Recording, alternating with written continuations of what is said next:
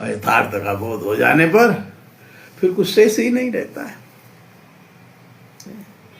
परीक्षित जी को ज्ञान हो गया तो तक्षक जी कब्ज से एक भाने ही नहीं रहा, शरीर का ध्यान ही नहीं रहा। तो जब शरीर का ध्यान ही नहीं होगा तो फिर कष्ट किस चीज का होगा? जब आत्मानंद में रहेंगे तो परमात्मा स्वरूप में स्वयं जीवन मुक्त की कथा है। इसको सुनने से, समझने से, जान लेने से व्यक्ति जीवन मुक्त हो जाता है, कुछ शेष नहीं रहता।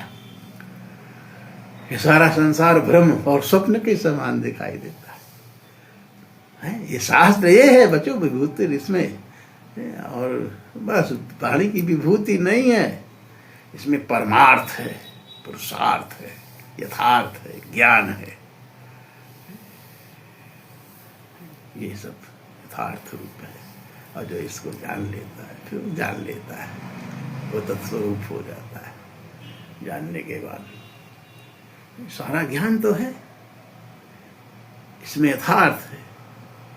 कपिल के सांग से लेकर के कृष्ण के सांग तक का वर्णन सब ये उद्देश्य है।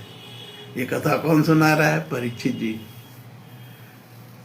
सुना रहे, परीक्षित जी को सुखदेव जी सुना रहे, सनकादि ऋषियों को सुना, और विदुर जी को मैत्रेय जी सुना रहे, मैत्रेय जी सुना रहे, उद्धव को विदुर जी। no, ऐसे चला। सांख्यायन जी, बृहस्पति जी, पाराशर जी, ये सब कथा व्यास हैं। यथार्थ कथा को ब्रह्मा जी, और ये कथा कौन सुना रहा है? नारद जी सुना रहे हैं, ज्ञान दे रहे हैं। मैत्रेय जी कथा सुना रहे हैं नारद जी की। ये विचित्र कथा है, इसलिए कथा में मत फंसो, यथार्थ को समझो।